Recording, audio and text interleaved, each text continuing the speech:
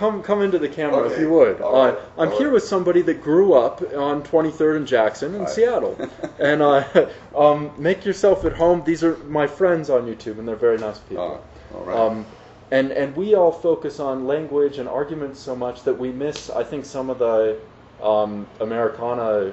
I think the whole world misses the Americana of the past. I lived in Seattle on 23rd and Jackson for the last 2 years. Mm-hmm. It was corporate America. I lived across from a Starbucks and a flower shop. I lived in an apartment complex that was a chain that was owned by several other places in the area, and I had no feel at all for what Seattle used to be. So why is 23rd and Jackson in so many songs, hip-hop songs and jazz songs?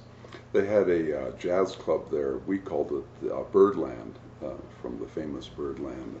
I don't know what it was actually called, but as a teenager we could get in and listen to. I remember hearing Big J McNeely, sax player, there, and it was a great place, and it was the Black Ghetto, running from 12th and Jackson all the way up to 23rd, and the surrounding neighborhoods were all black then.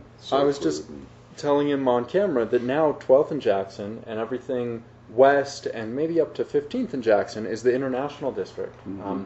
And they have the light lampposts with dragons on them, so that they can clearly show. And then there's the Paul Luke Asian Art, I think Wing Luke maybe, Art Museum. And it's devoted entirely to any part of Asian American culture, so the Korean and Vietnamese.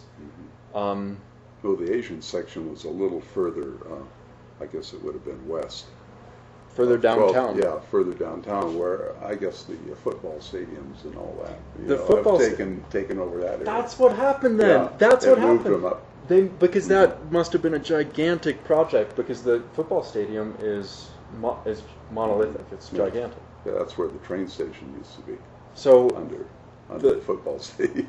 So what happened then is Asian American culture moved east. Mm-hmm. African American culture went south.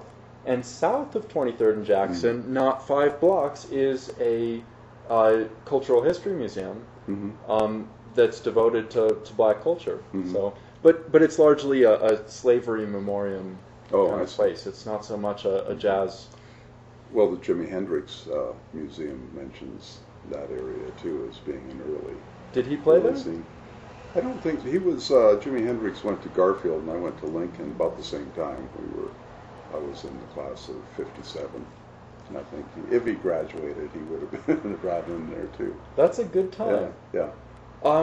So you had mentioned somebody J. What was that person's name? Oh, Big J McNeely. Big J McNeely is the person to look up here. And then, do you have other names from that time that you can recollect? No, not really. I think they were mainly local jazz musicians that were playing down there. It wasn't headliners or anything like that. And it was mainly jazz. Big J was more rhythm and blues. Okay, so trumpets and clarinets maybe? Probably. Saxophones. Well, trios, quartets, quintets, Basses small and groups, guitars. Basses, guitars, pianos, if they could afford them. And I'm going to go ahead, because I do these interviews all the time. You're going to be number 62. Okay, all right. And I'm going to go for 100, and then I'm going to go for 1,000. I don't know how many interviews to do. Sure. How many interviews has Larry King done? Must be tens of thousands. I'm nothing like him. Yeah. What I focus on is a change in the language. And so, do you offend easily? No, I don't offend at all. You don't offend at all, no matter what? No. I hope that I don't change that. All right. What's your least favorite word in the entire language, in all of English? Least favorite word? Republican? Republican. Take that, GOP. I'm with you on that. I've never voted Republican. I did once. Eisenhower. My first vote. And the last one they ever got from me. He was kind of a different feel. Yeah. But I don't think I could ever imagine voting Republican. No. In 2002 and 2003, have you ever heard of trichotillomania? It's where you pull your hair out. No, I haven't. That's trichotillomania is I've what got I a have. lot to pull. Yeah, you do. I have a nice. Let's get a close up of how great you are. Thank you, sir. And you've got a wonderful place here too. I'm going to give it a brief one over. Yeah, we've been here 28 years now. Well, and so it's very true that